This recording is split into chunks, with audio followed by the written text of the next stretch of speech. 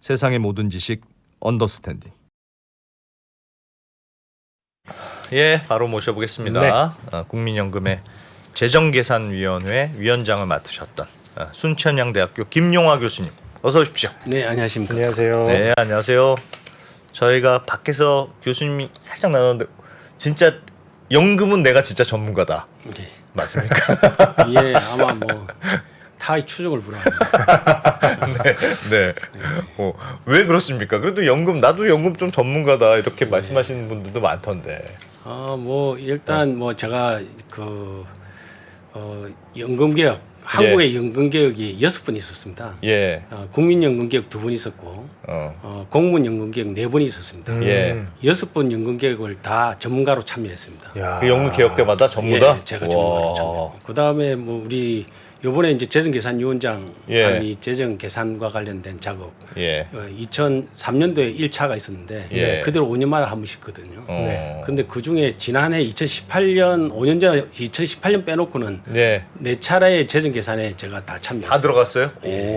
거의 뭐 살아있는 역사시네요. 예, 그게 뭐 연금으로 박사학위 받았죠. 뭐 예. 연금 가지고 보고서 논문 뭐 수십 편, 수백 편 뭐 있죠. 뭐. 그리고 이런 출연 같은 것도 뭐 내가 지금 뭐 많이 하셨죠. 뭐 제가 한 100번을 한 것 같아요. 죄송하지만 욕도 많이 드셨을 것 같습니다. 국민연금 얘기하면 뭐 제가 워낙 뭐 비판 여론이 높아서. 예, 뭐 국민들은 다 이제 국민연금에 예. 대해서 불만도 많고 예. 불신도 있고 그렇게 시기 때문에 뭐 기본적으로 국민연금만 이야기하면 싫어하시죠. 오늘 제가 국민연금에 대한 예. 불신, 예. 불안을 싹 없애드리겠습니다. 다 없애지는 못할 것 같습니다만 아무튼 들어보겠습니다. 하여튼 일단 이번에 재정계산위원회가 발표를 했어요. 네. 그래서 총 18가지 시나리오. 그래서 왜 이렇게 많나 했는데 어쨌든 이번에 사실은 뭔가 결론이 명확하지 않다는 지적들도 있었고 네. 좀 고민이 뭐셨습니까? 그동안 재정계산위원회 뭐 쭉 5년마다 참여 많이 하셨는데 네. 올해 고민 포인트가 있습니까? 올해 고민 포인트는 이제 국민연금의 2055년 문제를 예. 에 대한 답을 드려야 되겠다. 2050은 고갈된다고 하니까 2055년 적립기금 소진에 예. 대한 국민들 불안이 계신데 일단은 그동안 우리 4차까지 해오는 과정에 향후 70년간의 그러니까 2090년 3년까지죠. 네. 까지 적립기금이 유지될 수 있는 구체적이고 실현 가능한 방안을 처음으로 5차 재정계산위원회 중에서 처음으로 이렇게 보고를 했습니다.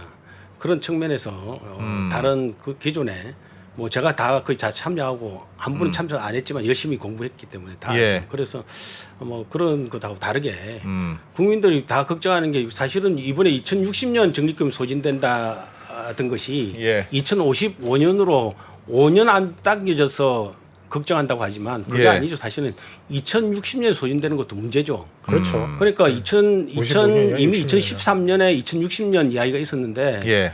그때가 문제가 없었던 게 아니라 2057년이나 2055년에 소진되는 것도 더 문제지만 2060년에 소진되는 것도 문제죠. 역시 문제다.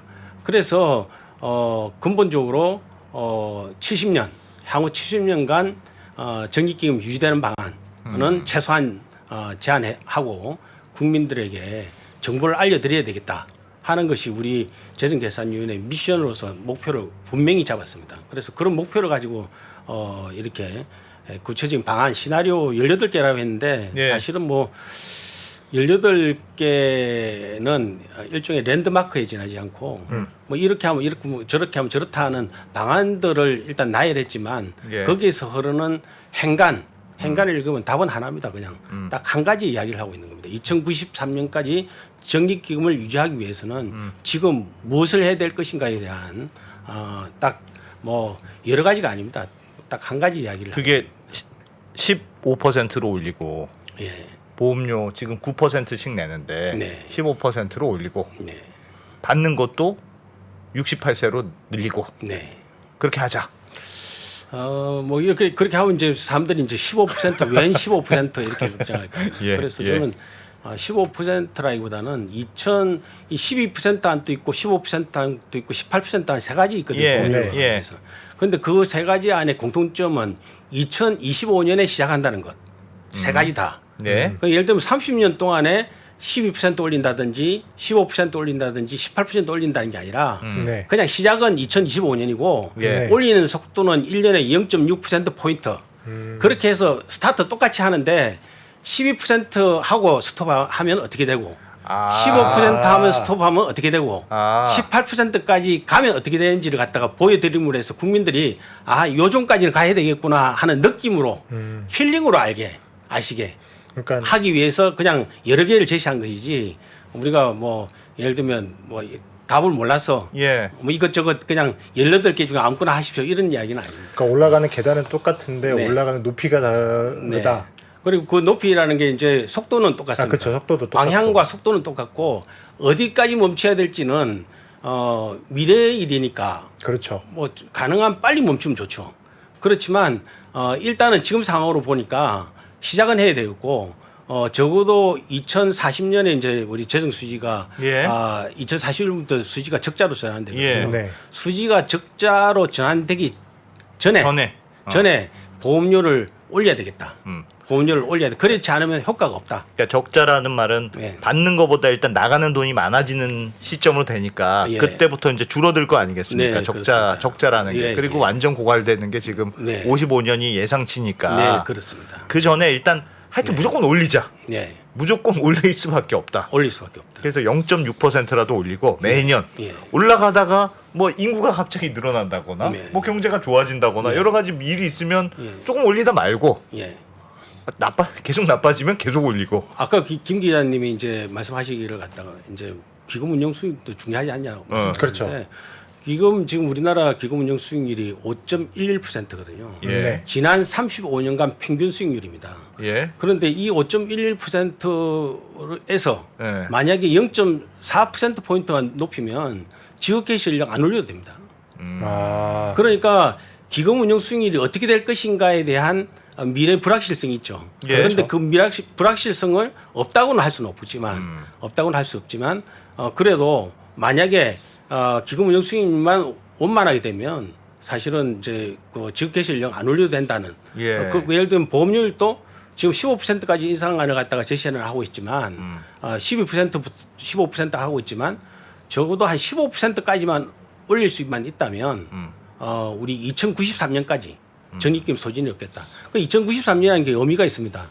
그걸 여쭤보려고 국민연금 그랬는데. 신규 가입하시는 네. 분이 지금 뭐 18세부터인데 사실은 뭐 한 20세부터 가입하지 않겠습니까? 네, 예. 그렇죠. 지금 현재 20세인 청년이 네. 평균 수명 90세까지 산다고 했을 때 70년이죠. 93년이고 70년입니다. 예. 그러니까 지금 국민연금에 처음 가입하는데 2055년 적립금과 관련된 누가 가입하겠습니까? 그렇죠. 그런데도 가입하라고 하거든요, 국가가. 그렇죠. 그러니까 국민들이 싫고 불신하는 거 아닙니까? 그러니까 지금 가입하는 사람이 예. 내가 사망할 때까지는 그렇죠. 적립금이 있구나 있어야 돼. 하는 그 확신을 드리기 위해서 그래서 그게 2093년 2093년이고 향후 70년이고 신규 가입자가 평균 수명만큼 살 때까지 평균 수명을 살 때까지 기금이 유지된 방안을 제시한 겁니다.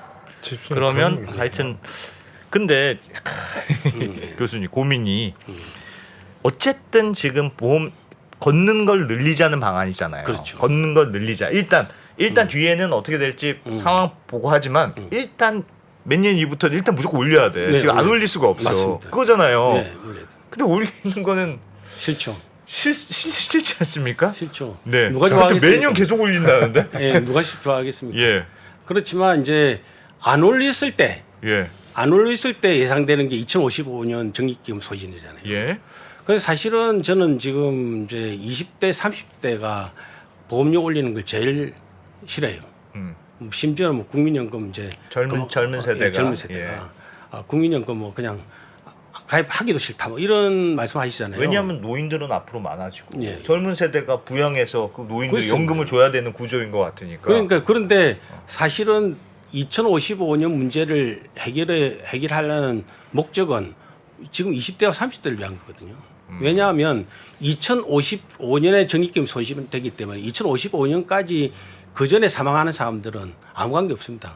지금 뭐 예를 들면 50대, 60대 이런 분은 대충 2055년 되면은 평균 수명이 되시죠. 예. 이런 분들은 보험료 안 올려도 현행제로 그냥 유지해도 그냥 2055년까지 가니까 연금 받는데 아무 문제 없잖아요. 예. 그렇죠. 그러니까 2055년에서 연장시키고자 하는 목적은 오직 지금 그 이후에 연금 받기 위한 그 이후에 연금 받으신 분을 위한 제도 개선이거든요.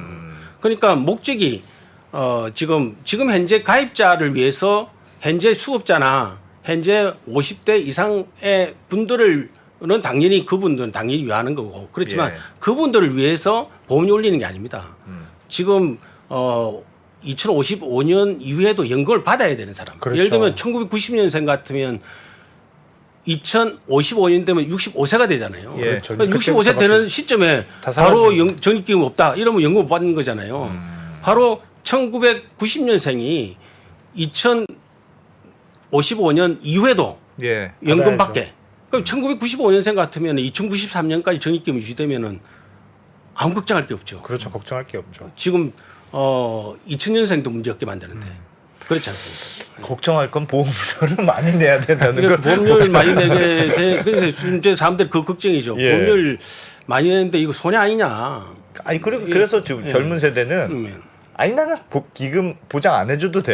예, 예. 그냥 가입할지 안 할지 네, 그렇죠. 자유롭게 그냥 결정할 수 있도록 해주세요. 예, 차라리 예, 예. 그렇게 주장하는 분들 굉장히 많습니다. 아, 좋겠죠. 왜냐하면 이게 국민연금 굉장히 좋은 제도인데, 예, 그 일반 이제 가입자들은 예, 딱 한 가지 때문에 어, 강제로 내가 하든 말든지 하는 거면 내가 생각에는 제가 지금 오늘 국민연금에 대해서 좋은 점을 갖다 딱 한 가지 이야기하러 왔거든요. 예, 그 국민연금을 단순히 국가가 하는 강제저축 내지 사회보장제도로 일반적으로 생각하고 이건 강제로 하기 때문에 싫다 이렇게 말씀하시지만 예, 이 금융상품으로 따지면 리스크가 완전히 없는 노 예. 리스크, 그렇죠. 예, 무위험, 예, 무위험의 적립형, 매월 보험료 내니까 예, 적립형이고 그리고 이것은 일종의 국채 펀드와 마찬가지다.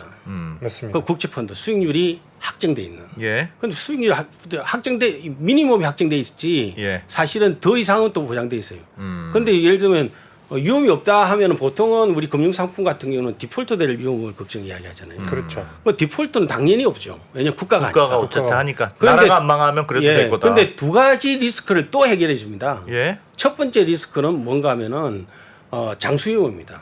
네. 지금 우리 국민들이 제일 걱정하는 게 일찍 죽는 것도 걱정이지만 너무 예. 오래 사는 거. 너무 오래 사는 게 걱정이잖아요. 너무 오래 그런데 사는 이 것도 진짜 국민연금은 걱정이죠. 종신연금이니까 예. 어떻든 뭐 100살까지 살아도 120세까지 살아도 연금이 지급됩니다. 예, 그러니까 우리가 사실은 이제 그 뭐 수익비가 1이다 하는 것은 그리고 뭐 평균 수명 기준으로 이야기하는 것은 평균 수명이 지금 2021년 기준으로 83.6세거든요. 예. 그런데 83.6세 기준으로 이야기하지만 실제로 90세, 100세 살아도 연금이 지급되거든요. 예, 이런 제도가 어디 있습니까? 또 두 번째, 또 세 번째 또 리스크 없는 게 있어요. 그게 우리 지금 그동안 우리 그 나라가 이제 인플레이션이 없는 나라가 돼가지고 예. 인플레이션 걱정 없이 한참 살았잖아요. 예. 그렇죠. 그런데 작년에 인플레이션이 5%, 5.1% 되니까 아 인플레이션 정말로 무섭구나. 지금 또 벗어나지 못했죠. 예. 그런데 그 인플레이션 위험을 해칭하는 제도예요. 예를 들면 이 다른 민간연금 상품은 물가 오르면 연금 같이 안 올려줍니다. 예, 그렇죠. 국민연금만 물가가 오르면 그 다음에 물가 오른 상승률만큼 연금액이 같이 올라가요. 예, 인플레이션 해칭되는 금융상품 봤습니까? 없죠. 이렇게 그냥 디폴트가 안 된다는 게 무위험이 아니라 장수위험도 해결하고 인플레이션 위험으로부터 해칭하고 이런 제도가 어디 있습니까? 그런데 이 제도가 제일 단점이 있어요. 예. 뭐냐? 강제로 가입하는 거. 싫어. 만약에 이 상품 그냥 내놨으면 국가가 그냥 내놨으면 예. 가입하든지 말든지 하라 했으면 다 가입했을 거예요. 네. 뭘 안 가입하는 사람 그래도 있겠지만 가입하는데 수능도가 높았을 거다. 네. 그런데 강제로 가입하니까 이건 사실은 사람들이 제일 싫어하는 게 강제로 가입하는 거거든요. 예. 자기가 업무적으로 할 때 뭔가 찝찝하잖아요. 뭔가 예, 속이는 예. 거 있을 것 같기도 하고. 그런데 국가가 강제로 하는 것은 일종의 부모가 강제로 하라는 것과 비슷합니다. 부모가 이렇게 강제로 이래라 저래라 하는 거 사실은 그때 듣기 싫잖아요. 예. 뭐 말씀 듣기도 싫고 그렇지만 나중에 보면 다 부모님 마음이 뭡니까? 자식을 위해서 그런 거 아닙니까? 예. 바로 그래서 이제 국민연금 제도 생긴 역사를 보더라도 예. 국민연금을 부성주의에서 시작된 제도다. 이렇게 부성주의라는 게 뭔가 하면 부모의 마음으로. 그러니까 국가가 국민을 걱정하는 마음으로 만들었다 해서 그게 파트널리즘, 뭐 부성주의 이렇게 이야기합니다. 그 정도로 그러니까 이제 강제로 하긴 하지만 그냥 듣도 보도 못한 사람이 강제로 하는 게 아니라 국가가 강제로 하는 것. 이것은 부모가 강제로 하는 것과 비슷하다. 그러니까 너무 네. 기분 나쁘게 생각하지 마시고 근데 정말 수익만 보시라. 알겠습니다. 근데 여전히 그래도 걱정하는 건 네. 그러니까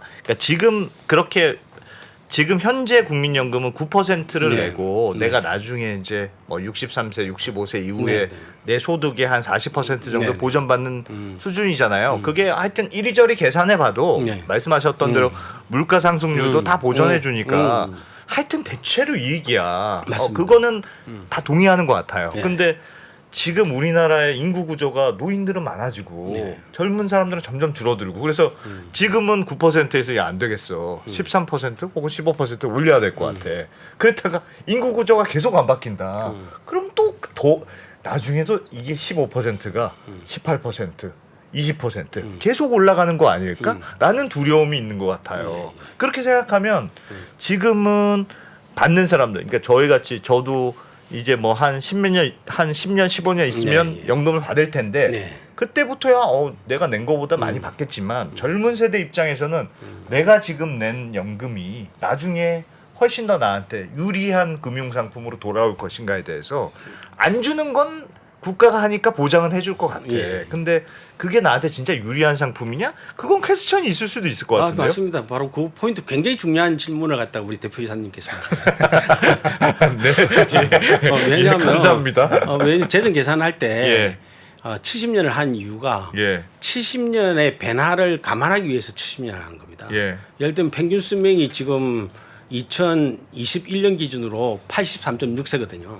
그런데 2093년이 가면은 전반적인 평균 수명의 연장 속도를 생각하면 91.2세로 올라갑니다. 예. 그걸 전제로 했습니다.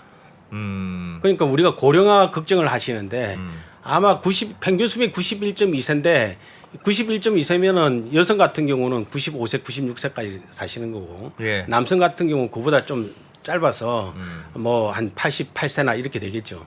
그런데 어떻든 지금 현재의 증가 속도까지 감안했을 때 91.2세까지 예. 이 평균 수명이 늘어난다 가정을 하고 있습니다. 전제로. 그리고 저출산 부분이 있는데 저출산 부분 때문에 사실은 이번에 5차 재정 계산이 나빠진 거거든요. 예. 그런데 이제 우리가 연금 제도가 서구 유럽 같은 경우는 적립기금이 없어요. 적립기금 없이 운영하고 있어요. 그냥 걷어서 그냥 그냥 준다면서요. 예. 걷어서 그냥 준다고 하지 않습니까? 그런데 거두어서 그냥 줄 때의 방법은 그 당시 근로세대한테 세금 거두듯이 보험료 거두어서 그렇습니다. 그 당시 어르신들에게 연금을 지급해드린 거거든요. 그러니까 그거는 인구 구조가 변동을 하면은 보험료율이 달라질 수밖에 없고 보험료율이 올라갈 수밖에 없죠. 예를 들면 그렇죠. 오래 살아서 노인 어르신이 많아지든지 네. 그 다음에 출산율이 떨어져서 젊은 층이 더 나의 자녀 세대가 줄든지 적든지. 예. 그렇게 되면은 보험료율이 올라갈 수밖에 없죠. 그렇죠. 그런데 적립기금을 가져가야 되는 이유가 그리고 적립기금이 고갈되지 않도록 한다는 그 이유는 뭔가 하면은 인구 구조의 변화에도 이 연금 제도가 지속 가능하기 위해서. 예를 들면 우리가 뭐 이런 이야기죠. 만약에 이제 인구가 구조가 어떻게 되든지 말든지 예. 내가 보험료 9% 내는데 그 9%의 원리금만큼을 그대로 적립만 해놓고 나중에 내가 나이가 들어서 그 는 만큼을 연금으로 받아가는 네. 그런 제도를 만든다면 인구 구조 변동에도 관계 없는 거죠. 바로 우리가 지금 이제 서구 유럽과 같이 이제 부가 방식 그 당시 근로세대에게 연금 보험료 받아서 그 당시 노년 세대에게 연금 지급하는 방식으로 가면 예. 바로 우리 대표이사님 말씀하신 대로 예. 위험이 생기는데 적립기금이 유지만 되면 그 위험으로부터 벗어난다 이거예요. 그래서 어쨌든 2093년까지 적립금 유지되면 보험료가 오르지 올릴 필요가 없죠. 더 이상 올리지 않아도 된다. 네, 기금이 올리지 않아도 있으니까. 그렇죠. 그래서 우리가 2055년에 사실 적립금 고갈되지만 예. 사실은 적자는 2041년부터 적자가 나거든요. 그런데도 14년 버티잖아요. 예. 그리고 보험료 9%로 갈 수 있거든요. 그냥 그 이유는 뭐냐 하면 적립금이 있기 때문에 그렇거든요. 아 그러면 교수님이 네. 생각하시기, 네. 그러니까 어떤 분들은 저희도 이제 국민연구 관련해서 여러 차례 인터뷰했는데, 야 그냥 고갈되면 괜찮아. 다른 나라도 고갈해서 운영하는 나라도 많아. 예. 그냥 고갈되면 고갈될 때까지 하고, 예. 고갈되면 그때부터 걷어서 주고, 예. 그거 어차피 국가가 보장하는 건데 근데 그게 그렇게 하면 안 되냐 이렇게 주장하시는 분들이 있는데, 예, 그거에 바로 우리 1986년도에 예. 국민연금법 만들 때 그 정신으로 만들었습니다. 원래 어. 국민연금법 1986년도에 입안이 됐거든요. 예. 88년부터 시작됐지만 네. 그때 2049년에 고갈될 걸 알았어요. 그때 처음부터 예, 이미. 처음에 많이 줬으니까 예, 또. 많이 주고 뭐 어. 그런데 많이 줬지만 예. 그때 평균 수명이 70세였어요. 예. 그래서 그 70세였던 게 지금 83.6세가 됐잖아요. 그러니까 그리고 그 당시에 이제 그분들이 전망하기를 이 평균 수명이 2050년 가도 한 75세까지 될 거로 생각했어요. 예. 그렇게 때문에 그렇게 되면 서구와 같이 적립금 없이도 예. 인구 구조가 좋으니까 그리고 학계 출산율을 1.5명으로 가정을 했어요. 그러니까 인구가 어. 감소돼도 어. 고령화가 진행돼도 어. 적립금이 없어도 그 당시 보험료 세대한테 보험료 걷어서 연금 줄 수 있다고 생각한 거죠. 애는 그런데 무조건 한 2명은 낳을 거야. 이렇게 예, 생각한 그렇죠. 거군요. 왜냐하면 그때가 어. 애가 2명 놓다가 어. 한 1.8명 정도로 떨어졌을 때예요. 예. 그래 좀 떨어졌지만 뭐 이 정도 떨어지고 말겠지였죠. 그런데 이렇게 0.70명까지 떨어질 줄 몰랐죠. 아니, 그러니까 예를 들면 실제로 서구 유럽 같은 경우에는 어쨌든 학계 출산이 어느 정도 유지가 되니까 맞습니다. 받아서 나눠주는 것도 가능하잖아요. 예, 맞습니다. 근데 우리나라 같은 경우에는 출산율이 0.79 이러니까 맞습니다. 갑자기 낼 사람들이 줄어드니까 부가 방식으로 돌려주게 되면 그렇죠. 이건 지속이 아예 안 되기 때문에 맞습니다. 많이 내야 되는 거죠. 그러니까 어마어마하게 많이 내요. 그 일부 학자들은 이제 적립금 서구도 다 적립금 없는데 예, 예. 우리도 적립금 고갈할 때까지 예. 놔두고 어. 그 당시 근로세대한테 받아서 주면 된다.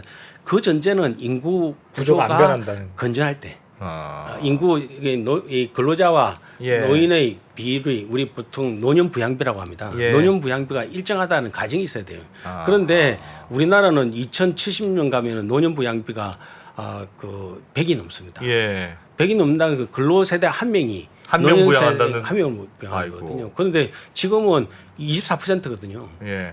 5명이 뭐 한 명 명. 부양하는 꼴밖에 안 되잖아요.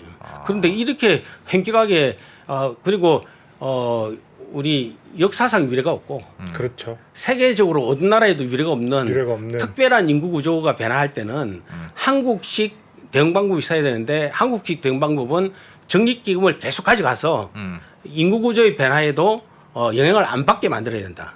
그렇지만 이제 100% 풀 펀딩하면 제일 좋지만 예. 처음에 너무 저부담 고금의 구조로 왔기 때문에 풀 펀딩은 못하죠. 낸 만큼을 우리가 만약에 이제 그동안 낸 보험료를 그대로 원리금으로 다 가지고 있고 그 돈만큼만 연금을 주는 제도가 유지됐다면 예. 사실은 2055년 고갈 문제도 없죠. 그렇죠. 그런데 사실은 좀 적게 받고 많이 받는 그런 제도를 운영했는데 그것도 얻어찬게 된 것도 있어요. 왜냐하면 평균수명이 길어져 버렸으니까.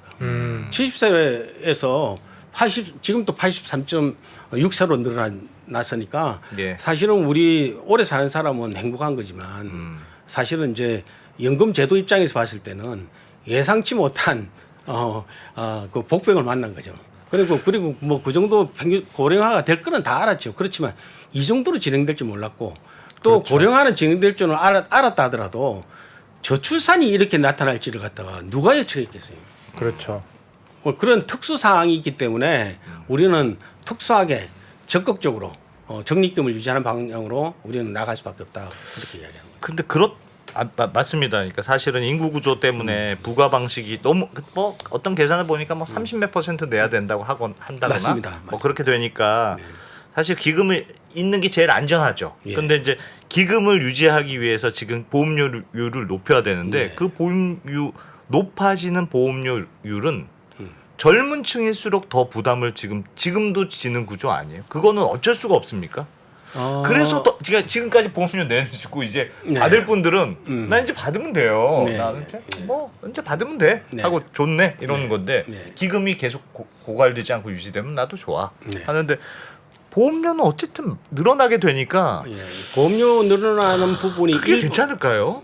보험료 늘어나는데 늘어난 보험료를 계산했을 때 예. 내가 낸 보험료의 원리금 합계가 내가 받는 연금액의 행가액과 비교했을 때 손해냐 이익이냐 이거 따져보는 게 중요하죠. 지금 이제 굉장히 지금은 한 2.4배 내지 2.5배를 받는 구조거든요. 예. 그런데 이제 만약에 지금은 이제 확실히 많이 받는 구조다. 예, 예. 예. 그런데 보험료를 15%로 올렸다 하더라도 예. 1.5배를 받는 구조로 바뀌는 거거든요. 음. 근데 1.5배도 좋은 거 아닙니까? 예. 원리금 합계액에 1.5배니까. 그리고 우리 우리 국민연금 가입자가 간과하는 부분이 하나 있어요. 예. 1.5배 했을 때 그 1.5배라는 것은 보험료 9%에 대한 9%를 원리금을 냈을 때 1.5배라는 이야기거든요. 예. 그런데 보험료 9% 중에서 절반은 근로자가 본인이 그렇죠. 내는 거고 사업자가 반은 내고. 사업자가 내는 거거든요. 네. 사업자가 내는 그러니까 것도 그 많아지는 사업자와 근로자가 낸 걸 합계한 것을 분모를 하고 있는 거예요. 예. 그렇죠. 그런데 근로자 본인이 낸 것으로 생각하면 2.45배가 아니라 지금 현재가 4.9배가 되는 거고 그렇죠. 네. 그렇죠. 줄었다라도 세 배가 삭감됐다 되는 하더라도 1.5배가 아니라 3배라는 거예요. 네. 이게 지금 이런 제도가 어디 있습니까? 그런데 이게 사실은 사회보험제도가 처음으로 우리 연금보험제도가 처음 시작된 게 비스마르크 독일에서 시작된 거 아니에요? 예. 그렇죠. 그 비스마르크가 독일에서 연금보험 처음 설계할 때 어떤 마음으로 설계했겠어요? 이거 사용자로부터 보험료 내게 했거든요 그 당시에. 왜? 사용자로 하여금 근로자의 노후를 책임지는데 절반 정도 책임을 지라. 그 대신에 근로자는 노동운동 하지 마라. 노사 분규하지 마라. 이게 이제 비스마르크의 생각이거든요. 예. 노사 분규는 하지 말되 노사 분규는 하지 말되 그 대신에 사용자는 근로자를 위해서 뭔가 해라. 그래서 사용자가 오직 그냥 자기한테 이익되는 거 없잖아요. 사용자 입장에서는 보험료 절반 내주는 게 자기한테 이익됩니까? 그렇지만 국가가 강제로 내게 하는 거죠. 그렇게 해서 사용자로 하여금 근로자를 위해서 뭔가 내게 하고 근로자는 또 산업 평화를 지키고 뭐 이런 약속을 지키는 게 연금제도의 시작이거든요. 그래서 그 연원에 시작됐기 때문에 국민연금은 그냥 기본적으로 반이익이에요. 만약에 수익비가 1이라 하더라도 2배 이익이에요. 예. 그렇죠. 본인이 낸 거에 2배. 맞습니다. 이런 제도가 어디 있어요? 그런데 이런 제도를 없애버린다. 사용자가 그 다른 방식으로 보상해 주겠습니까? 안 해주죠. 그리고 지금 새로 만든다? 지금 과거에 만들어놨기 때문에 그래도 운영되는 거지. 만약에 새로 만든다? 그 사용자가 지금 경제도 안 좋은데 하겠어요? 안 하죠. 지금 기존에 있는 제도 잘 지켜나가야 되는 이유가 거기에 있는 겁니다. 근데 이게 설득이 어려운 게 그런 것 같아요. 말씀하신 것처럼 굉장히 좋은 상품인 건 맞는데 한국 사람들의 생각은 일단은 아직은 우리가 연금의 혜택을 누려본 경험은 사실 굉장히 짧잖아요. 근데 그 경험은 한 30년, 40년 뒤고 맞습니다. 지금 당장에는 내가 더 내야 되는데 네. 심지어는 내 앞선 세대보다 네. 더 불이익을 받는다는 네. 느낌을 가지고 있으니까 아니, 불이익 받죠. 그렇죠. 이제 그걸 어떻게 설득하느냐의 문제인 네. 건데 사실 설득이 쉬울 것 같지는 아니 않다. 본인이 저는 아까 걱정이 제가 말씀드린 본인이 보험료 올려도 그렇죠, 맞습니다. 3배 이익 본다고 그랬잖아요. 네. 이제 근로자 입장에서는. 근데 그건 귀에 안 그런데 들어오는 거죠. 과거에 이제 이익 내보다는 그 사람들은 3배가 아니라 5배 이익을 받고 그렇죠. 뭐 6배 이익을 받지 않네. 근데 그분들이 누군가 하면 우리 부모님이에요. 맞습니다. 우리 할아버지고. 맞습니다. 그러니까 남이 아닙니다. 남이 이익을 본 게 아니라 우리 부모님이 그 이익을 보실 거고 예, 우리 아직은- 할아버지가 이익을 보고 있고 그 만약에 할아버지나 아버님이 예. 이익을 안 봤다면 내가 지금 현재 월급 떼 가지고 부모님 도와드려야 돼. 그렇습니까? 세대로 보면 그렇다. 그렇지 않습니까? 그래서 그런 점도 생각을 해요. 그렇죠. 이번에 그 재정계산위원회에서 이제 이런저런 시나리오 논의도 하고 이제 위원회 분들이 논의도 많이 하셨을 텐데 뭐 고민도 많이 있었을 것 같은데 보험료를 좀 높여야 되겠다. 안 그러면 고갈된다. 그런 전제는 있었던 것 같아요. 네. 근데 그래도 보험료를 높이면 어떻게 내기만 더 내냐. 받는 것도 좀 더 내자. 40%가 뭐냐 그게. 지금도 쥐꼬리 반하다. 예, 예. 그 좀 높이자는 주장이 있었는데 네. 그거는 사실은 전혀 받아들여지지가 않았잖아요. 그리고 받아들이지 않은 거 아닙니다. 그분들이 난 못하겠어 하고 나간 거 아닙니까? 아닙니다.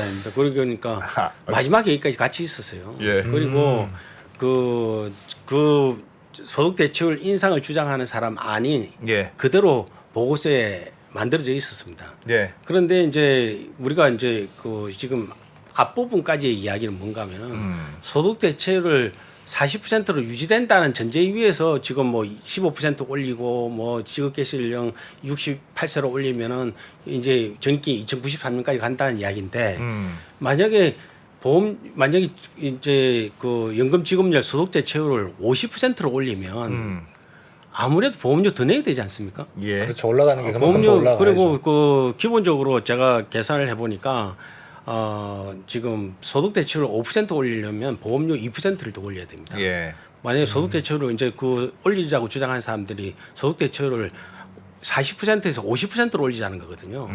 그러니까 그게 그 10% 포인트 올리는 거니까 보험료를 4%더 올려야 돼요. 예. 그런데 이제 그분들이 보고서에는 그냥 소득 대출은 50%로 올리는데 보험료는 13%만 떼도 된다라고 예. 적어놨어요. 예. 그래서 그것을 저는 뭐 다른 방식으로 뭐 국고가 넣으면 되고 뭐 이런 식으로 하면 된다라고 적어놨기 때문에 그 반대하지 않았습니다. 그렇지만 우리 위원회에서는 재정 안정을 중점시하는 사람들도 있습니다. 그 사람들이 그 앞뒤가 문맥이 맞지 않지 않느냐. 앞에 그동안은 현행 소득대출 유지하는데도 보험료 15% 올린다고 주장해놓고 그 다음 파트에 소득대출 파트에 들어가니까 50%로 했는데도 보험료는 13%로 해도 된다고 이야기하니 이게 앞뒤가 맞지 않는 보고서를 어떻게 내냐. 그러니까 이 이야기대로 가치가 있으면 이건 분명히 하자.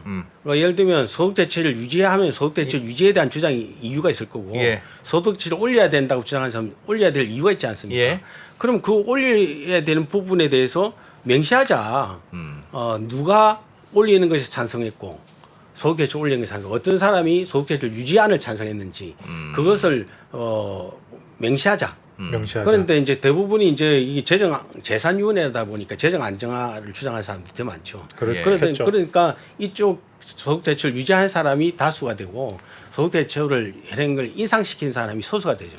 그러니까 그걸 명기하자 하니까 이 소득대출을 인상하자는 주장을 하는 사람 입장에서 봤을 때는 자기 의견을 소수 의견이라고 적어놓으니까 예. 기분 나쁘다 기분 이거예요. 이렇게 적어놓을 때 나는 더 이상 못 있겠다 해가지고 내 주장하는 거 다 빼라. 그리고 자기가 그냥 사퇴만 하면 되는데 자기가 주장하는 거 그냥 나누려고 그랬거든요. 예. 소수 의견, 다수 의견 붙이든지 말든지. 그런데 저는 뭐 그거조차도 없어도 된다고 생각했어요. 그런데 뭐 일부 저는 위원장 입장에서 봤을 때 양쪽의 입장이 있으면 조율을 해야 되잖아요. 그렇죠. 예. 그래서 어떻든 뭐 그냥 저는 이제 조율을 하려고 했는데 이분들이 만약 소수 의견, 다수 의견 넣으려면은 우리는 나가겠다. 그리고 자기가 주장했던 것도 다 빼라. 예. 그래서 그분들이 빼자고 해서 뺀 거지. 아. 그분들 주장을 없애려고 없앤 게 아닙니다. 그런데 이제 오해가 돼가지고 소득대체율 그를 갖다 일부 담지 않았다고 이야기하는데 네. 그대로 이때 좀 분명하게 하자. 어쨌든 그게 네. 이제 주요안은 아니었고 네, 네. 다수의 안은 아니었던 네, 건 네. 맞는 그렇죠. 것 같네요. 네, 맞습니다. 어쨌든 지금은 기금이 줄어드는 게 더 걱정이지 네. 소득 대체율을 높이는 게 더 걱정이 아니다. 그리고 이제 더 중요한 거는 저는 뭐 이제 소득대출 인상 찬성합니다. 예. 국민들이 이렇게 많이 받고 예. 많이 부담하겠다 선택하면 되죠. 예. 그렇죠. 적게 받고 적게 부담하겠다 선택하면 되죠. 네. 그런데 아까 소득대출 40%에 대해서 예. 보험료율이 15%라고 했다면 만약에 소득대출 50%를 주장하려면 보험료율이 15%가 아니고 19%가 돼야 된다고 주장을 해야 된다는 거죠. 그래서 국민들이 선택할 때 뭘 선택해야 되는가 하면 소득대출 40%에 15%를 하실래요. 예. 소득대출 10%포인트 더 주는 50%를 하면서 보험료를 19%를 하실 거예요. 예. 이걸 선택하시게 해야지. 예. 이게 아니라 예를 들면 그 15% 소득대출 40에 15% 해놓고 한쪽은 소득대출 50에 보험료 13%만 해도 됩니다. 이걸 선택하게 하면 안 되잖아요. 예. 그런 점에서 이제 저는 소득대출 인상하는 거에 대해서는 지금 소득대출이 높지 않지 않습니까? 예. 높여야죠. 그렇지만 그걸 하려면 지금 보험료 15% 올린다는데도 국민들이 인상 찌그리고 있는데 예. 19%까지 올린다고 이야기하면 이제 그냥 국민연금 안될것 같습니다. 문 닫자 이렇게 하실 거 아니에요. 네, 안될것 같습니다. 그래서 예. 나는 그런 측면에서 예. 국민들 설득하기가 쉽지 않을 거다라고 저는 생각을 하는 거죠. 현실적으로도 네. 그렇고 참 진짜 어렵네. 쉽지 않네요. 네, 어렵네요. 그러니까 국민연금이라는 게 굉장히 중요한 노후의 수단인 건 뭐 누구나 다 동의할 텐데 어쨌든 인구 구조가 나빠진 건 사실이고 네, 맞습니다. 그래서 돈 낼 사람은 적어지고 네. 줘야 될 사람은 많아지고 그러니까 이게 마치 세대 간의 갈등 문제처럼 지금 돼버렸잖아요. 예. 어쨌든 받는 사람은 계속 노후에도 계속 받으실 거 네, 아니겠습니까? 그렇습니다. 근데 기금을 운용하려면 누군가 돈을 더 내줘야 되니까 네. 지금 젊은 그래서 어쨌든 말씀하셨던 대로 70년은 유지하자. 지금부터 내는 사람들 70년 동안은 고갈이 안 되도록 하자는 네. 하는데 70년쯤 됐을 때 또 돈이 떨어지거나 한 몇십 년 있다가 또 토 나빠질 경우에는 93년 이후 문제에 대해서는 지금부터 70년 문제이기 때문에 네, 그거는 우리 그 보통은 세대가 5년마다 한 번씩 두 세대가 예. 35년을 한 세대로 보면 두 세대 후의 일이거든요. 예. 그때까지는 인구 문제 해결해야죠. 그래서 근본적으로 연금 문제 해결, 연금 문제 포함해서 이 경제 전반에 영향을 주는 게 인구이기 예, 때문에 예. 인구 문제는 해결돼야 됩니다.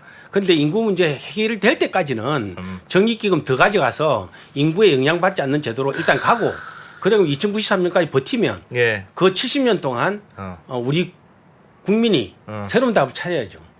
이민을 받거나 이민을 뭐 받건지, 애들을 많이 애를 낳거나 낳든지 그런데 70년이면 찾지 않겠습니까? 저는 우리가 사실은 학계 출산율이 2.0이었던 데가 1983년이었습니다. 예. 그런데 지금 이제 2023년이니까 그로부터 지금 몇 년 됐습니까? 40년밖에 그렇죠. 40년밖에 안 됐잖아요. 네. 40년 됐는데 세상이 변했잖아요. 앞으로 70년 남았는데 왜 또 안 변한다고 생각하십니까? 우리 국민들은 필요성이 있고 변화의 필요성이 있으면은 변화를 합니다. 그렇지만 인구는 금방 변동하지 않기 때문에 기간이 필요하겠고. 그렇죠. 그런데 한 예. 70년이면 그 예. 기간으로도 충분하죠. 할 수 있다. 교수님. 근데 국민연금과 관련해서 국민들이 채팅창에서도 네. 오늘 굉장히 비판적인 네. 그 채팅이 많이 이걸로 올라오는데 쓰겠죠. 예. 그런 것 중에 하나가 그런 것도 있는 것 같습니다. 네. 왜 국민연금은 정부가 보장한다고 법으로 명시하지 않느냐. 지난번 저희 인터뷰 때도 한번 그런 논의를 했었는데 네. 저도 그게 이해가 안 가요. 예. 예를 들면 국민연금 그렇게 안전하고 야, 진짜 말씀하셨던 정부가 진짜 잘해주려고 하는 거야 우리가. 사실 그게 불신에 어떻게 우리가 보면 너희 씨앗 진짜 같은 잘해주려고 느낌이죠. 하는 거야. 근데 왜 국민연금은 고갈된다고 하는데 왜 법에 무슨 일이 있어도 설령 혹은 국민연금이 고갈되는 한이 있어도 정부가 무조건 책임집니다라고 해줘야 그러니까 무위험 리스크가 말이 되지. 그게 또 사실 강제 가입이잖아요. 네, 맞습니다. 게다가 강제가입인데. 강제 가입인데 네. 뭐 57년 되면 이게 다 사라진다는데 그럼 내가 지금 강제 가입해서 낸 돈은 어떻게 돌려받지? 그때 가서 이게 정부가 젊은 세대 정부가 걱정이거든요. 오른쪽 왼쪽 막 바뀌다가 할 때 그때 맞습니다. 무슨 정부가 바뀌었어. 우리 정부는 안 주는 걸로 결정했다. 할 수도 있는 거 아니냐. 그렇죠. 예. 더구나 지금 공무원 연금하고 군인 연금은 직업 보장하고 있거든요, 법으로. 그러니까 예, 말이야. 그러니까 우리 국민연금 가입자가 얼마나 화가 나겠습니까? 예. 그래서 이번 재정계산위원회에서 그 안 중에 하나가 예. 예를 들면 직업 보장은 두 가지입니다. 하나는 직업 보장을 말로만 법으로만 할 게 아니라 실질적으로 2093년까지 유지되는 방안을 제시하는 예. 실질적 보장 이거 하나 해야 되고 그쵸. 그다음에 법적 보장을 하나 더 해야 된다. 그렇죠. 만약에 그래서 없어졌을 때, 법적으로 고갈됐을 때. 적립기금이 고갈되든지 뭐 어떤 예를 들면 우리가 지금 현재 여러 가지 미래 상황이 있지만 미래 상황이 또 어떻게 변할지 모르죠. 무슨 일이 있어도 국가가 돌려준다. 그래도 국가가 직업 보장한다는 거 이걸 이번에 법률에 넣자. 예. 그 안이 들어가 있습니다. 그래서 그것은 지금 복지부 장관도 예. 취임하실 때 직업 보장 이건 꼭 하겠다고 하자. 약속도 했고요. 아니 근데 예. 그럼 왜 안 하는 공무원 거야? 연금에는 왜? 군인 연금에 들어가 있는데 왜 국민 연금에 국민연금 왜 안 합니까? 이제 그럼? 공무원 연금하고 군인 연금은 국가 부채로 국가 채무로 인식하고 있습니다. 예. 이 국제적으로도. 예. 그런데 국제적으로도. 국민 연금은 국가 채무로 인식하지 않습니다. 국가 부채로.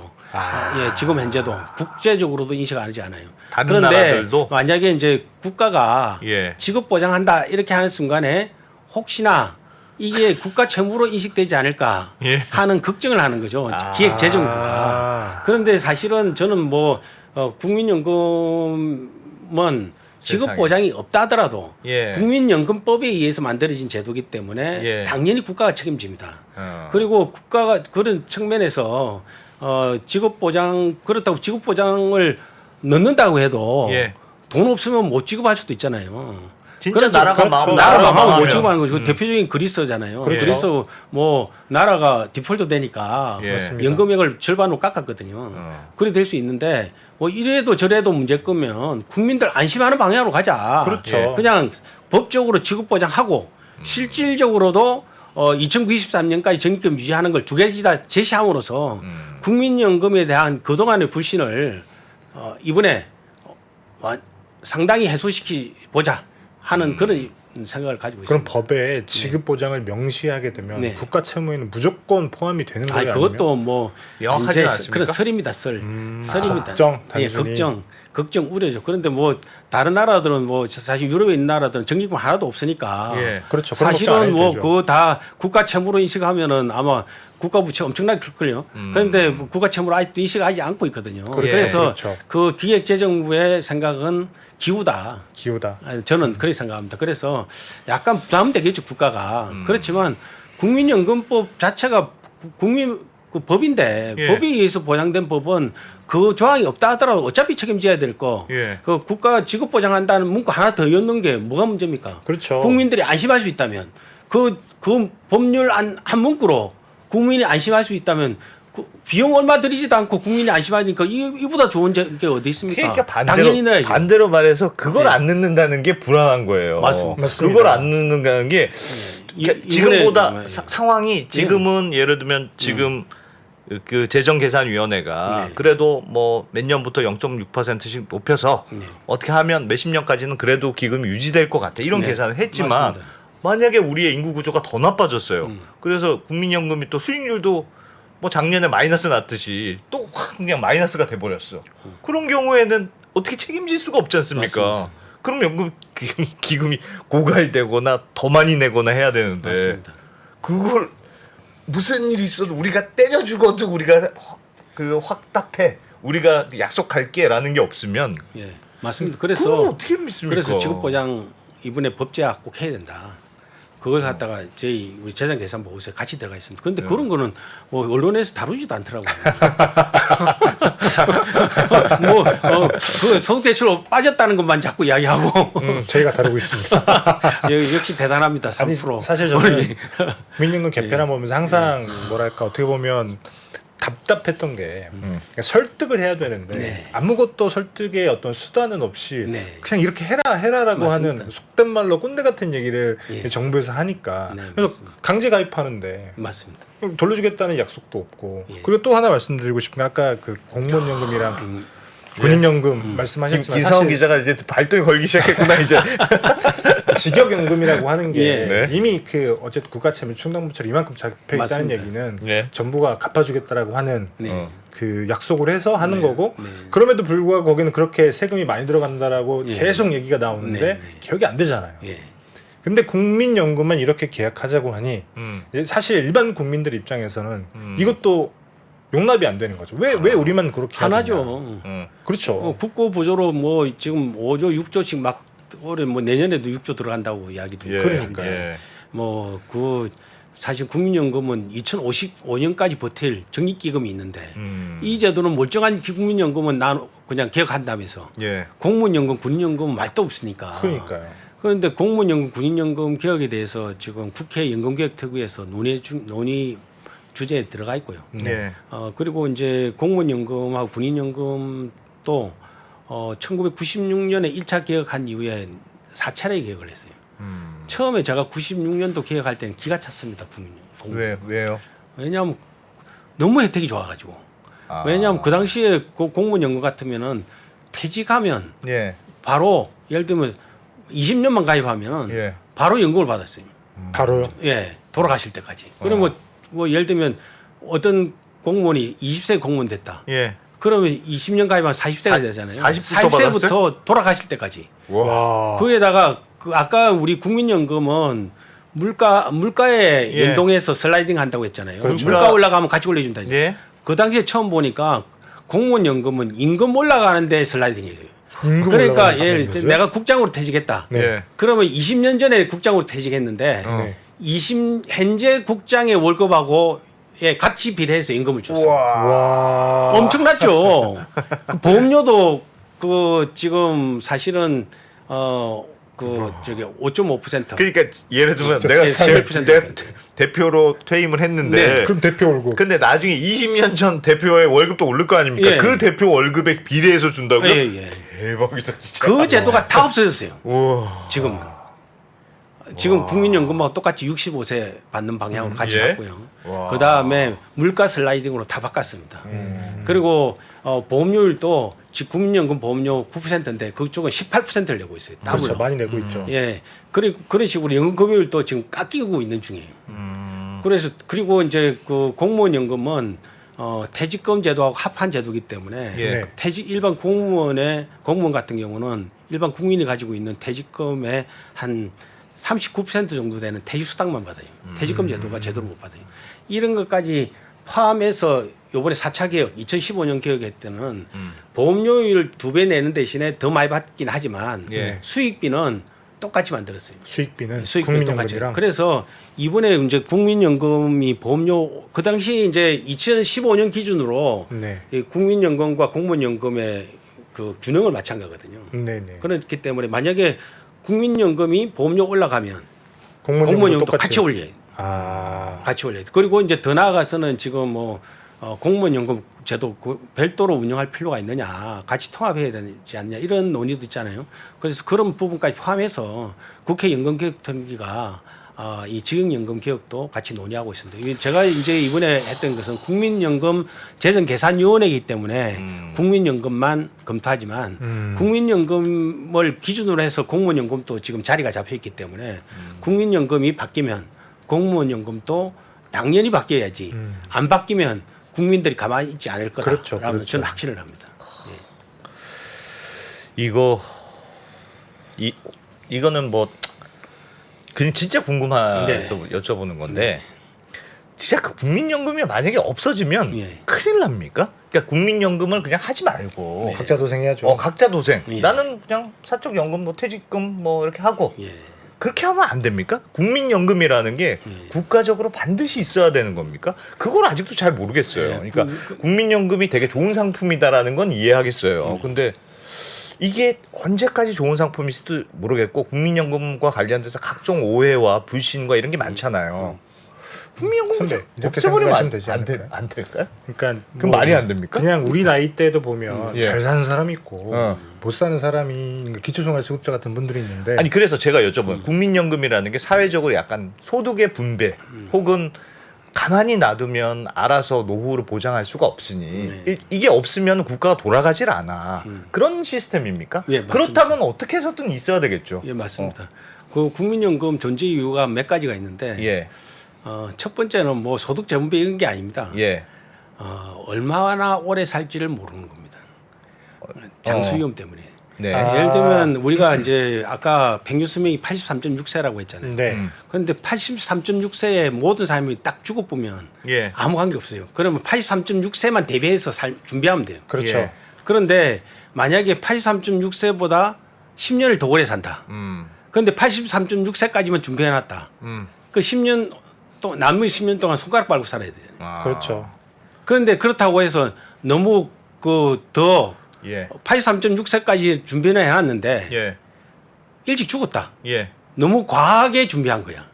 그 미리 딴 데 설 수 있을 돈을 갖다가 예, 그렇죠. 만약에 그런 그 장수 리스크는 모든 사람한테 있는데 이 리스크를 커버하기 위해서 국민연금 제도가 1791년에 콩도르세라는 사람이 있습니다. 예. 그 우리 프랑스 대혁명을 일으킨 이 사회철학자 중에 한 사람인데 예. 이 사람이 1791년에 책을 썼는데 그 책에 이야기가 나옵니다.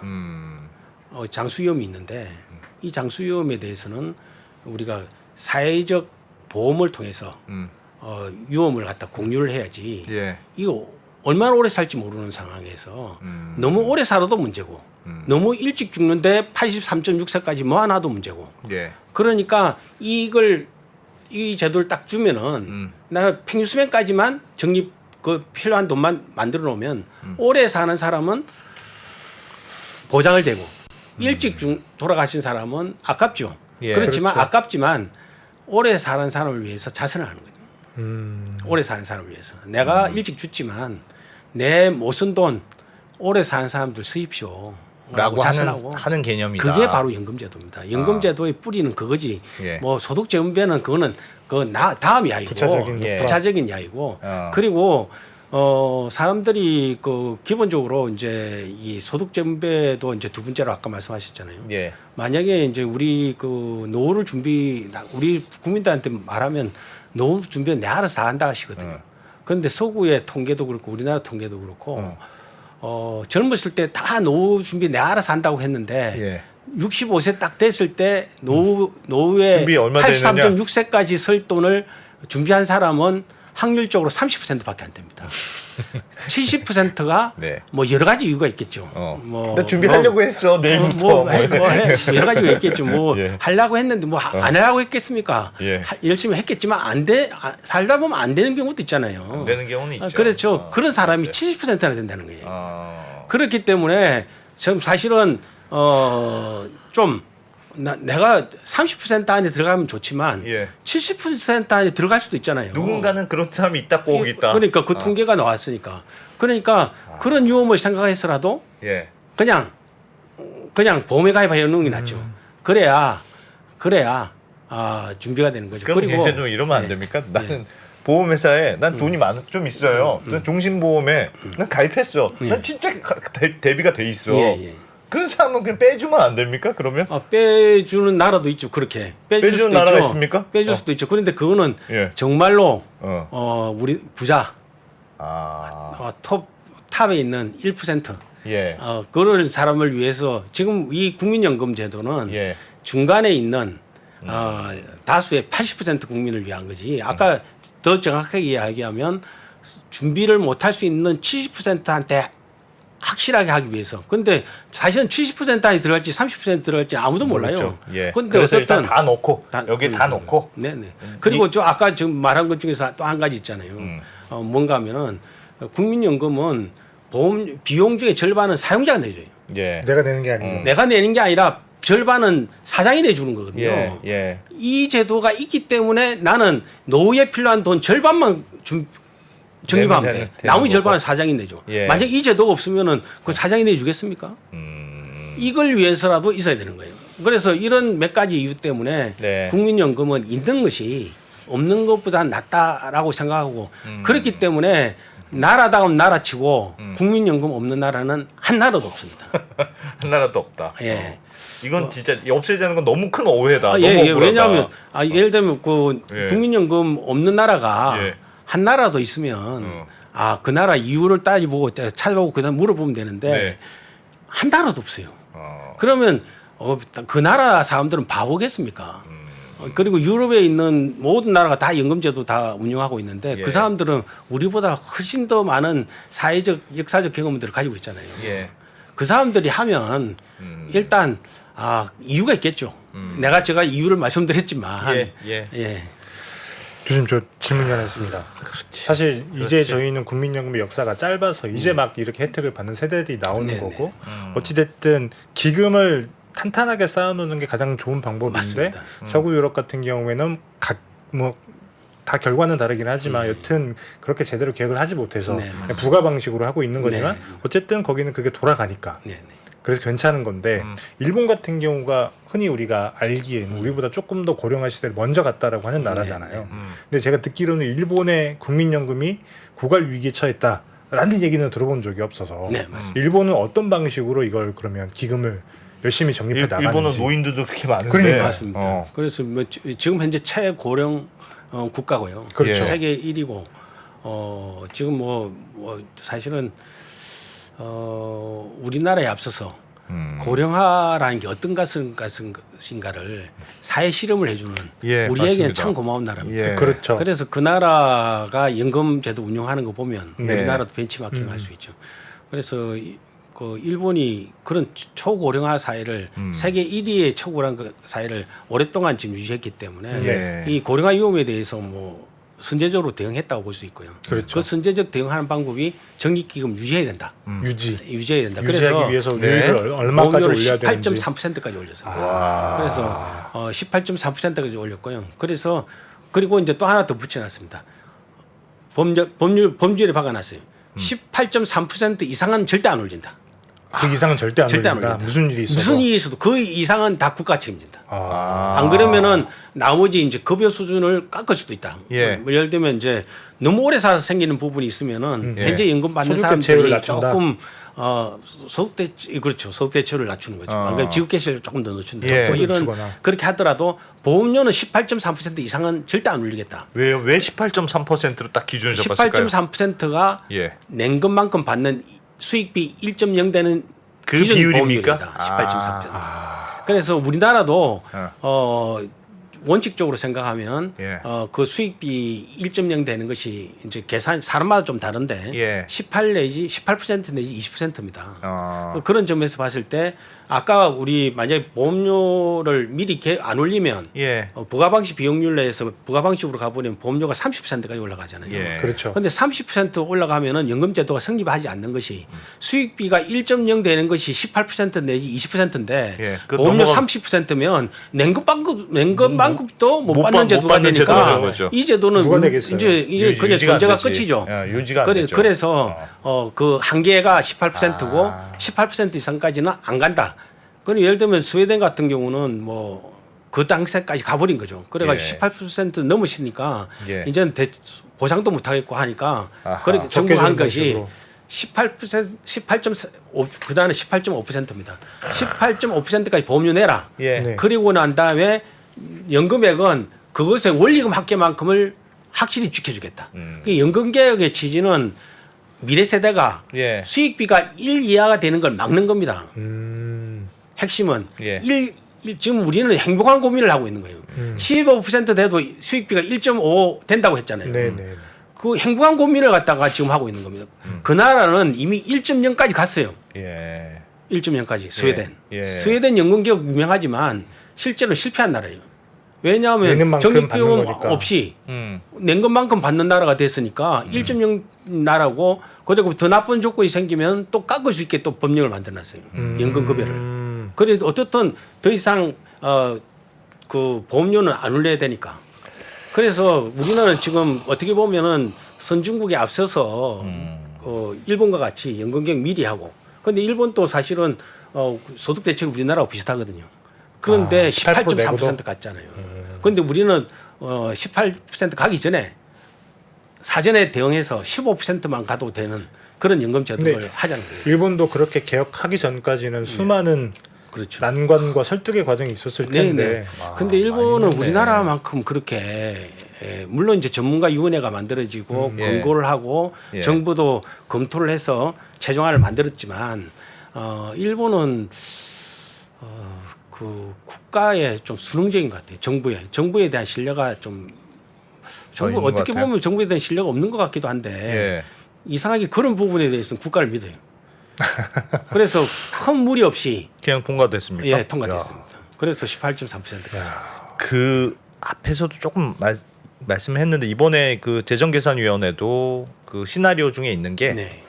연금 수익률이 높아지면 네. 사실 많은 게 커버된다. 네, 그런 맞습니다. 게 있잖아요. 네, 그래서 맞습니다. 이번 그 조합에서도 한 1%만 수익률이 좋아져도 이거 엄청난 거다. 몇 년 당기는 거다 이러잖아요. 근데 수익률이 좋아지려면 주식이나 좀 위험 자산에 더 투자해야 될 거 아니겠습니까? 네, 네. 그랬다가 더 망가질 수도 있잖아요. 그러니까 맞습니다. 수익률이 높아질 수 있는 여지가 많다고 보세요. 국민연금이. 지금 우리는 다른 나라보다 너무 보수적이야. 그래서 맞습니다. 조금 올라갈 개선의 여지가 있어요. 이렇게 보십니까? 우리나라보다 조금 더 보수적인 데가 있습니다. 있습니까? 일본. 네. 일본은 국채에다만 투자합니다. 네. 그래서 어떻든 지금 우리 그 2093년까지 예. 적립금 유지되려면 보험료 15% 포인트로 올리고 예. 지급개시연령 68세로 하고. 근데 68세라는 게 금방 68세가 아닙니다.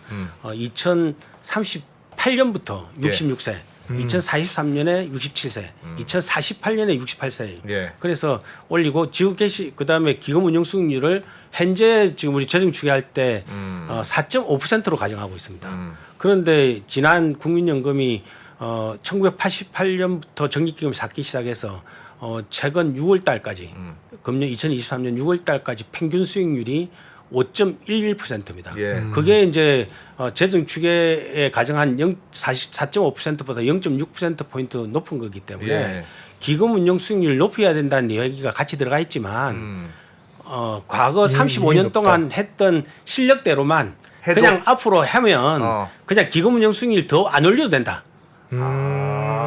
그리고 이제 지급 개시연령도 마찬가지입니다. 지급 개시연령도 예. 사실은 보험료 15%까지 올리고 예. 지급 개시연령 68세로 해놨는데 그게 2038년부터 올리기 시작하는 거잖아요. 네. 그런데 기금 운용 수익률이 지금 0.6% 포인트는 이미 올라가 있는 거고. 예. 그렇죠. 근데 0.4 포인트 더 올려서 현재 4.5%보다 1% 높은 5.5%만 하면 지급 개시연령도 안 올려도 됩니다. 지금까지 해왔던 것보다 0.4% 포인트만 더 올려. 높여도 예. 그러면은 5.5%인데 5.5%만 돼도 지급 개시연령 안 올려도 됩니다. 그런데 예. 기금 운용 수익률 어떻게 될지 모르잖아요. 예, 그렇죠. 그러니까 미리 68세까지 올릴 수 있는 대안을 그냥 제시해 놓은 거고 만약 기금 운용 수익률이 우리가 그냥 그 과거에 했던 대로 하면 그냥 68세까지 하지만 만약에 기금 수익률 0.4%까지만 올릴 수 있으면 예. 그냥 보험 지급 개시연령도 안 올려도 됩니다. 아하. 그런데 그 5.5%가 지금으로 보면은 좀 무리한 것 같지만 예. 글로벌 연기금 우리가 세계적으로 3위거든요. 예. 그렇죠. 기금 규모가. 그런데 지금 우리나라가 다른 나라와 비교했을 때 가장 낮은 수익률이. 예를 들면 캐나다 CPP 같은 경우에 있어서는 수익률이 10%입니다. 그렇죠. 유명하죠. 예, 그런데 뭐 우리 10% 높이다는 이야기는 안 합니다. 예. 그리고 뭐 지금 네덜란드 네. 연금이금 제도라든지 뭐 그다음 일본조차도 우리나라보다 높아요. 일본도 5.8%가 돼요. 일본이요. 예. 그래서 일본도 국채- 5.8 국채만 한다면서. 아니 일본도 5.8%인데 일본도 이제 예. 과거에는 국채만 했는데 네. 최근에는 이게 주식이나 네. 이런 투자도 늘리고 있습니다. 대체 투자도 늘리고 있고. 그래서 일본도 이제 과거 같지는 않고요. 다만 이제 일본은 지금 작년이 좀 더 안정적으로 운영하다 보니까 예. 작년과 같은 그 위기 때 덜 떨어졌죠. 그러니까 그렇죠. 최근까지 평균 수익률을 하는데 조금 더 나아 보일 수도 나아 있습니다. 보이는 그래 거구나. 나아 보일 수도 있습니다. 우리나라는 사실은 그동안 안정적으로 투자한다고 했지만 우리 채권 투자 비율이 처음에는 50%가 넘었어요. 그런데 네. 지금 35% 수준 낮췄고 그렇죠. 그다음에 지금 해외 주식 투자 비율도 지금 뭐 거의 20%를 넘게 지금 넘어가고 있고요. 해외 채권 투자 비율도 7% 가고 있습니다. 주식 투자 비율도 한 16, 17%로 가고 있고요. 대체 투자 비율도 한 16% 가고 있습니다. 그래서 우리나라도 예를 들면 국내 주식과 채권에 투자하는 비율은 47%밖에 안 됩니다. 나머지 네, 부분은 네, 예. 해외에 투자하고 있고요. 그래서 상당히 적극적으로 나아가고 있는데 뭐 이 정도 수준으로 갔을 때 지금 말했을 때 5.1%였다는 거죠. 그런데 그리고 이제 사실은 단기적으로 뭐 1년 투자하고 2년 투자하고 뭐 5년 투자하고 할 때는 리스크에 우리가 그 투자를 하면 예. 부담이 될 수는 있는데 우리 국민연금은 2055년까지 적립기금이 가고 만약에 이제 개혁되면 2093년까지 가잖아요. 예, 그렇죠. 이럴 때면 장기 투자가 되거든요. 장기 투자가 되면은 단기적으로 예를 들면 플러스 마이너스 수익률이 나더라도. 마이너스가 될 가능성이 생겨도 또 올라갈 수 있는 가능성이 함께 존재하기 때문에 네. 그렇죠. 높은 수익률을 유지할 수 있다는 것이 CPP 캐나다의 펜션 플랜의 경험입니다.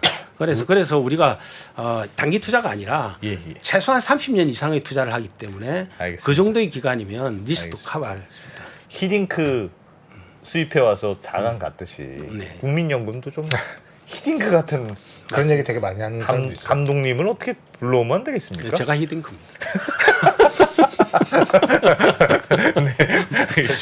너무 과찬했습니까? 미안합니다. 제가 예전에 사과드리겠습니다. 자본시장 출입할 때 그런 얘기한 사람이 있더라고요.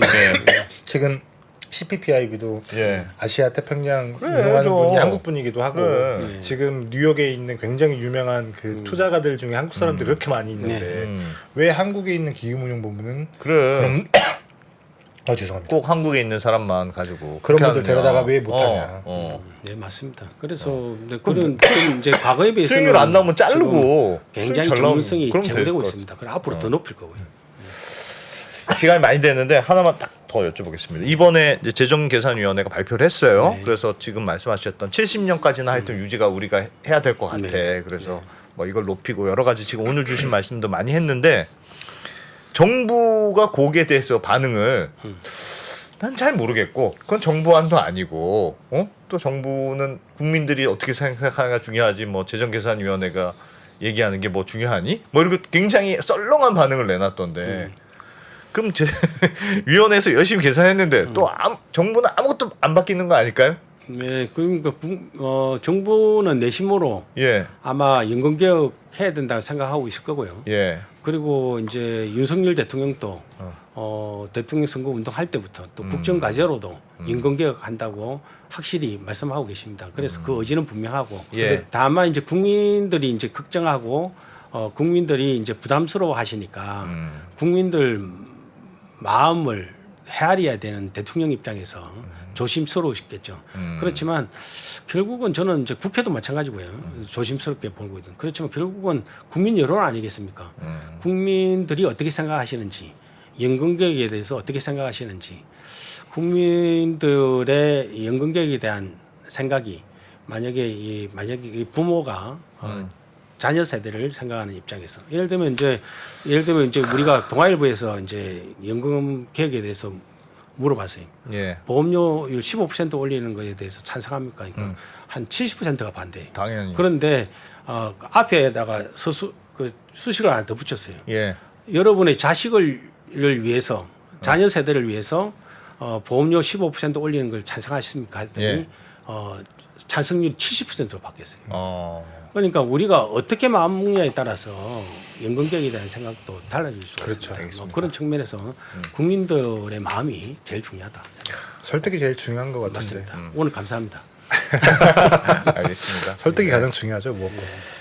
네, 국민연금 참 고민도 많은데 하여튼 지금까지 논의된 내용에 대해서는 그래도 김용화 교수님이 가장 잘 설명 잘해주신 것 같습니다. 그래서 제일 많이 이해가 됐고 또 사람들도 다 막 판단은 다르시겠죠. 나는 그렇죠. 그래도 마음에 안 들어 하시는 분들도 여전히 많이 있을 것 같은데 판단은 뭐 여러분이 하면 되는 국민연금과 건데 관해서 많은 걸 어쨌든 언더스탠딩 입장에서는 또 무슨 내용이 있는지도 알려드려야 될 거 그렇죠. 아니겠습니까? 그래서 긴 시간을 또 설명 들었습니다. 자, 재정계산위원회 위원장을 맡으셨던 순천향대학교 김용화 교수님 긴 말씀 고맙습니다. 예, 감사합니다. 네, 오늘 뜨거웠죠? 네, 뜨거운 거 저희도 알고 합니다. 저희 또 뜨거운 것도 전문으로 하지 않습니까? 네, 잘 들어보시고 각자 또 생각은 다 다르시겠지만 이렇게 진행이 되고 있는구나. 저희도 많이 공부가 된 것 같습니다. 저희는 이만 물러가고 글로벌 라이브로 이어가겠습니다.